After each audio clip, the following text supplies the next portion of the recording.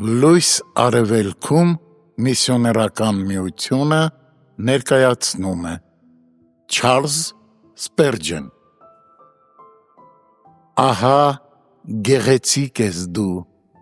ով իմ սիրեկան, երկերքոց 1:16 Մեր սիրեկանն ամեն տեսանկյունից ամենագեղեցիկն է Մեր զանազան փորձառությունները որոնք սահմանված են մեր երկնավոր հոր կողմից, նպատակ ունեն նորովի բացահայտելու մեզ համար Հիսուսի սքանչությունը, ինչ քաղցր են այն փորձությունները, որոնք մեզ վեր են մղում և հասնում դեպի բարձրերը, որտեղ առավել հստակ պատկերացում են կազմում Հիսուսի մասին, քան սովորական կյանքը կարող էր թույլ տալ մեզ։ Մենք նայել ենք նրան Ամանայի գագաթից, Սանիրի և Հերմոնի գագաթից, Երգոց 4:8 և նա փայլել է, ինչպես արևն իր զորությամբ, մենք տեսել ենք նրան նաև առյուծների բնակատեղիից և ինձերի սարերից,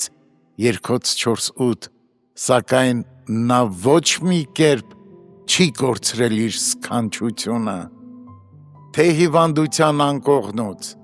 թե գերեզմանի սահմաններից, մենք մեր աչքերն ուղղել ենք մեր հոգու սիրեկանին և չենք կարող նրա մասին ասել ոչինչ, բացի նրանից, որ նա սքանչելի է և բյուրերից գերազանց է, Երգոց 5:10 Նրա սրբերից շատերն են նայել նրան բանտերի խավարի և խարույկների կարմիր բոցերի միջից, բայց նրանք երբեք ոչ մի վատ բառ չեն արտասանել նրա հասցեին, այլ մահացել են, գովերգելով նրա անգերազանցելի հմայքը։ Օ, ինչ ազնիվ և հաճելի զբաղմունք է հավիտյան նայել մեր քաղցր Տեր Հիսուսին։ Միթե մեզ համար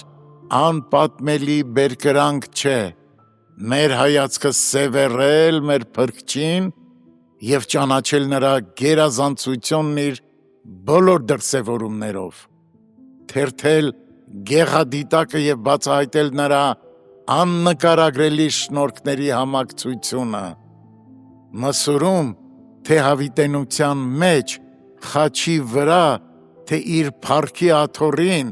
ավազակների մեջ, թե քերովբեների կենտրոնում, նա բոլորովին ցանկալի է, Երգոց 5:16 Ուշի ուշով զննիր նրա կյանքի յուրաքանչյուր դրվագը և նրա բնավորության յուրաքանչյուր գիծը և կտեսնես, որ նա գեղեցիկ է ինչպես իր մեծափառության, այնպես էլ իր նվաստացման մեջ։ Դատիր նրան ինչպես ուզում ես, միևնույն է չես կարող որևէ պախարակելի բան գտնել նրանում, չափիր նրան ինչպես հաճո է քեզ և նա որևէ կերպ պակաս չի գտնվի, հավիտենությունն էլ չի կարող որևէ թերության ստվեր անգամ գտնել մեր սիրելիի վրա, այլ ավելի շուտ ժամանակների հոսքին համընթաց, նրա փառքերն առավել պայծառ կփայլեն աներևակայելի շքեղությամբ և նրա անպատմելի գեղեցկությունն ավելի ու ավելի կշլացնի երկնային բոլոր արարածներին։